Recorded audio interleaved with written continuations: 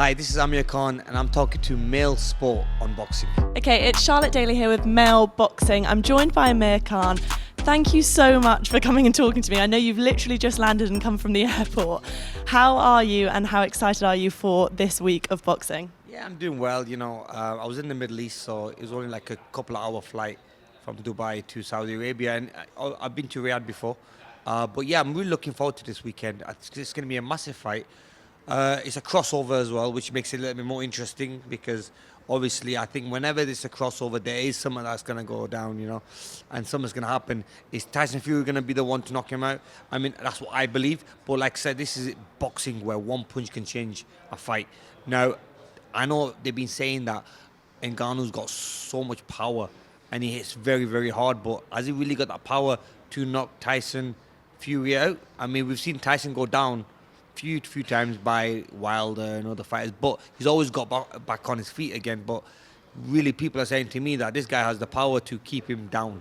So let's see. I mean, this is why it's so exciting, and I think it's brilliant that Turkey Al-Sheikh and the team, what they've done here in Saudi Arabia. I mean, Riyadh season, huge. Everyone's talking about it, billboards everywhere, posters everywhere, and to bring a big fight like this over here is awesome.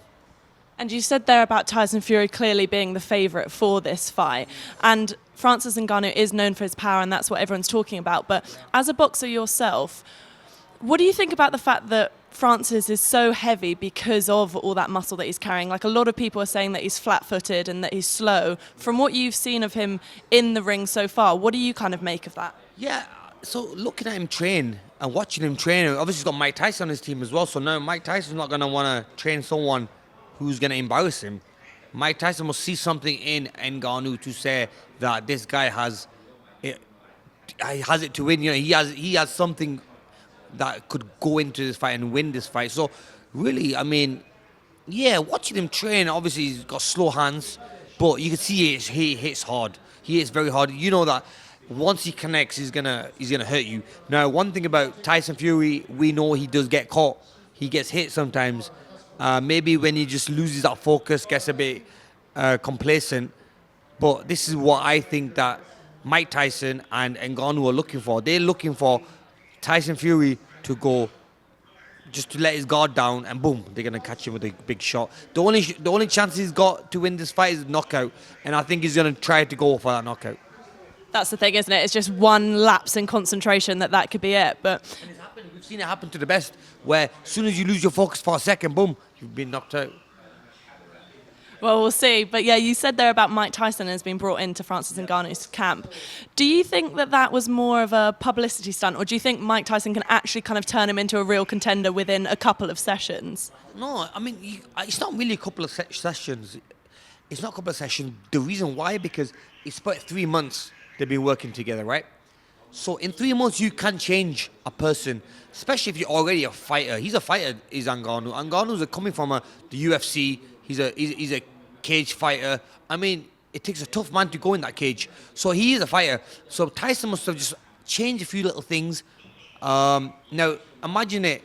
Normally he has to focus on taking someone down. He has to focus on the grappling. He has to focus on being on the floor and kicking. This time he's only focusing on boxing. So if you think about it, he's all his focus is on one thing, on one discipline, which is boxing. So I think that we might see, we could see a very good Ngannou and someone that Mike Tyson's trained. So, like I said, this could be Mike Tyson's protege, and Mike Tyson now it becomes one of the best trainers in the world if he gets a win on the weekend. Which I think, if Mike Tyson gets a win on the weekend from the heavyweight champion of the world, Tyson Fury, I think he has to get the best trainer of the year. Wow, okay. Well, in terms of styles then, I guess, do you think that Mike Tyson's kind of peekaboo style of prioritising his defence and, positioning himself so he can have those power punches is something that will be useful for Ngannou? Do you think he'll try and mimic that style? Yeah, I think he's going to try to copy the similar style that Mike Tyson had. And also what he's going to try to do is, when Mike Tyson was at his peak, now Ngannou is at his peak of his career. Mike probably knew that towards the end of his career, he didn't really have the same reactions. He was getting caught with shots that he should never have got caught with. So he slowed down a lot. Whereas with Ngannou, he still sees a Mike Tyson in him. He's at his peak of his career. He's sharp, he's strong, he's quick. So he's probably thinking, I'm going to train this guy up to be like a Mike Tyson. Now, like a mini Mike. Now, if you think about it, Tyson stands up tall. He's stiff a little bit. And so you'll have to move that head a lot more. She's going to move that head a lot. And if he gets them big shots in, because look, if you get, and Tyson used to throw a lot of shots outside the eye line from here, hooks. So if he does the same thing, like I said, this MMA fighter in Ngannou, I think he could cause an upset.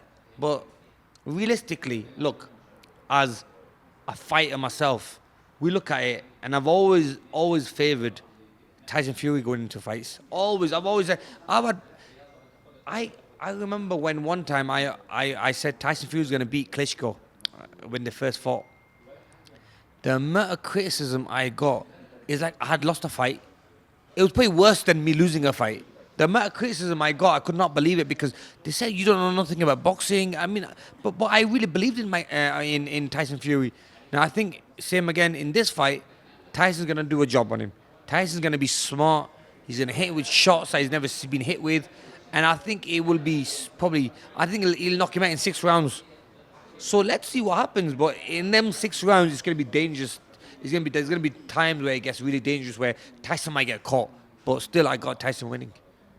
Just quickly going back to that Mike Tyson, the mini Mike Tyson comment you made there. The thing that I worry about is that Mike Tyson kind of used his advantage used his height to his advantage, and Francis is a lot taller. He's like 6'4". Mike Tyson was 5'10", I think it was.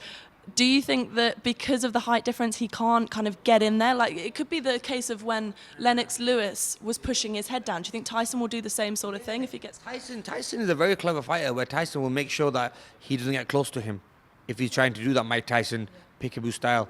I think what's going to happen in there is, I think Tyson is just going to have to be that one step ahead, keep him away, and just let them bombs in. And if he just put his head down, boom, get the uppercut in, which we know Tyson got a really good uppercut in his last fight against Dillian Whyte. So you see that uppercut Tyson caught Dillian Whyte with, boom. I mean, which is gonna happen. My prediction is Ngannou's gonna get hit with a few shots. He's gonna put his head down, try to give the Mike Tyson style to, make him miss with a shot, and then he can come back with his own shot. But I think Tyson's just going to catch him when he goes down with the uppercut, and I think it's game over. Tyson has a brilliant uppercut, so I think that's the way it's going to end. But look, it's hard for me to say, because look, I know he's had 3 months of training as Ngannou in boxing, but can 3 months change him? Yes, it can change you in 3 months. You can be changed as a fighter, but to beat someone like Tyson, who's a heavyweight great, you know what I mean? Well, Tyson has already announced his second fight after this, Usyk, and potentially December 23rd. Do you think the fact that he's got that lined up will change his approach to this fight? Because if he gets hurt, that's going to be pushed, right? And that's only a couple of months after. Yeah. So really, I think that's a lot of pressure he put on himself there. He should have stayed quiet. I don't know why on earth he would do that. I mean, that's what makes Tyson Fury fun and the person he is, because he'll come out with something like this knowing that he's putting pressure on himself, not on anyone else. People want to see that fight, but he's putting pressure on himself. He should just stayed quiet and got the win and then announced it. But no, he went to announce it early. I mean, but maybe he feels so confident that he's going to win this fight. How do you see that going? Yeah, sometimes when you as we all know, sometimes when someone's too confident, things can go wrong. So let's hope not. Let's hope that doesn't happen, because what we're all looking forward to is that fight between the two undefeated fighters. Tyson's not undefeated anymore, but the undefeated fighter is Usyk. So I would like to watch that. So obviously, I think Tyson's been quite smart about all of this. He's got the payday from Ngannou, he's got Usyk, and then Eddie Hearn is now saying that if they fight, AJ and him fight next year, that they'll be making over 100 million each for the fight. Wow. How does that compare to your day as a fighter? What was your kind of biggest payday? we never had no big paydays like in the hundreds of millions. I mean, we had a lot of millions, but we never had 100 million. I mean, 100 million, no, that's for each fighter. Yeah. So that's a lot of money. I mean, look, you don't know how true it is, and you have to understand both fighters have to keep on winning to get to that 100 million level. You know what I mean? That fight between Fury and Fury and Joshua. I think it's a fight that should happen. It's a must because the British public want that fight. But I think it will definitely make big numbers. And with that money floating around, you ever tempted to come out of retirement?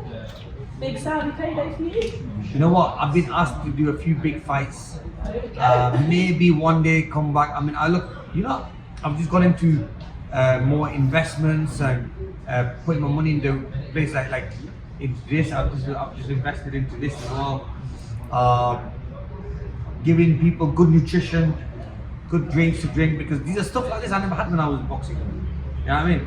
So when I was fighting, we used to have the normal protein drinks, but now so I wanted to bring something else out which was going to be more nicer to taste, so that's why I ended up deciding doing something like this. But I'm focusing on this. But like I said, if we hear rumours that Manny Pacquiao's in town, we hear rumours that we are in talks sometimes. We are spoken a few times about things like that fight can happen. But let's see. Cause everybody. Come on, you can tell us. But you know what? There's a lot of interest in that fight with Pacquiao and myself. So Manny's in town. I think this is where me and Manny have to have a sit down and we see if it happens here or if it happens anywhere else. So those talks are going to happen this week then? Hopefully. Yeah. Hopefully. Not giving too much away.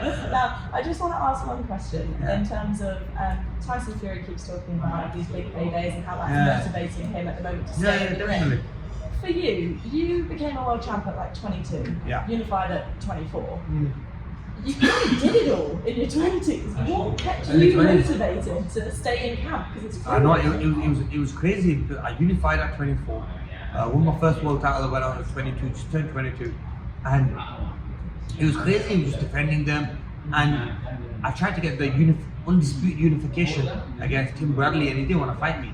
And I kept on pushing and never got that fight. And then obviously you do sometimes stall because you won the big fight, but you're not getting that big fight. Then I was chasing Mayweather for a very long time. I mean, your dream is to win a world title. Once you win a world title, it's like the rest is just autopilot. You just get on with it, that's it. Honestly, like, I was just doing it for the sake of it. Then, like, okay, my job is, people know me as a fighter. The way I looked at it was, people want to see me fight. People are entertained by watching me, so I have to keep on performing for them. So I've then become like a people's fighter instead of fighting for myself, yeah. Well, people's fighter, absolutely. I mean, you're loved across the UK for sure. So, but in terms of those big fights, what is it like? I mean, I was just telling you a minute ago about I've been down to the arena for this weekend and it looks insane. What is it like fighting in big venues like that and walking out in front of the crowd, you know, title fights, things like that? It's amazing, honestly. When you're walking out and your name's just being shouted out, you're walking out to the ring. I mean, you do get goosebumps, don't get me wrong. You are nervous to hell. You're thinking, wow, you know what I mean? Sometimes I think to myself, I should have picked another sport. Why am I doing this again? But you are nervous, but you know you're ready mentally. In your mind, you know that you're so focused and ready. You've trained so hard for this time. It's time to go to war. And you just switch on, boom. You switch on and your nerves have gone and you're waiting for that bell to go. You said there about nerves, and I was talking to Tyson Fury about this and nerves, and he was saying beforehand in his dressing room, he's super lively, up dancing, chatting to everyone. What was your dressing room like? Not the same, no. No, they were never the same, no. Never. I mean, Tyson and me are very different characters. Tyson is that lively type of character and fun and jumps about and everything. With me, it was more like just praying, doing my prayers, just having the gym, having the room nice and calm, settled, because I know I'm going to war, so my mind needs to be at peace, and I need to think about the game plan, and it's a quiet room. So yeah, I was total opposite. Mine's total opposite. I mean, I like to see what his room's like. I bet it'd be, louder than the arena itself. I mean, Tyson, I can see him having a loud room and having a lot of people coming in, and see, that's what he's been around. I've always been around quiet times and quiet rooms and stuff, but with Tyson, he's always been around that craziness, so that's what kind of thrives him and kind of lifts him up.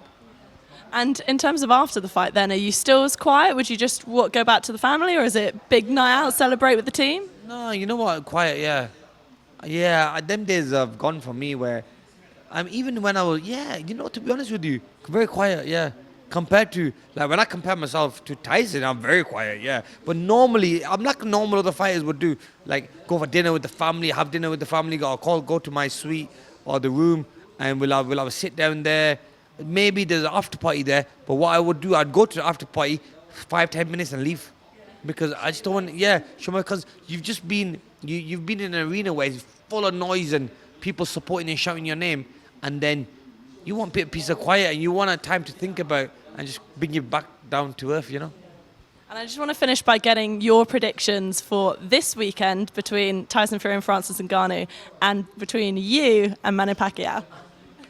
It's like you've already done the fight. In my head, it's a signed deal. You're fighting next week. We're just talking. But look, if I fight Manny Pacquiao, I think it'll be a brilliant fight because it's someone I've always looked up to and I always trained with him, so we know each other quite well. And plus, time-wise, it's good for us both because, look, that's one fight that'll lift me up. And I'll be like, oh yeah, I wanna perform. You know what I mean? Because he's a legend. Like in the last fight with Brook, it wasn't the same because it was like, I know I made enough money, I can just chill out. It's like I didn't want to even be there. Like, but a fight with not Mike Tyson, a fight with Manny Pacquiao would definitely lift me. Forget that. Take that back. But with and let's go back to the main fight. Why we're here? I mean, the fight with Fury and Ngannou. Look, I got Fury winning, but he has to be very smart because we've seen Fury at times make mistakes and have his hands down or switch off and he's been knocked down or been hit. He can't do that anymore. I mean, look, he's at a very professional, he's at a very critical stage of his career where everyone, you can just imagine the pressure on him because everyone's jumping at him. Tyson is the main man in the heavyweight division. You've got people like Joshua, Usyk, still you got Wilder, you got all these other fighters trying to get to him. And he's also the guy he's fighting as well. So he has to stay very calm and collective. He has to put on a great performance, win in good style. So he's got that big Usyk fight at the end of the year. And boom. So yeah, big money. He's gonna make big money this year, and he has to focus that. Look, he has to win these fights so then he can live the rest of his life happy, even if he doesn't take that fight with Joshua or doesn't fight after this again. It's all about him looking after his family and living a good life.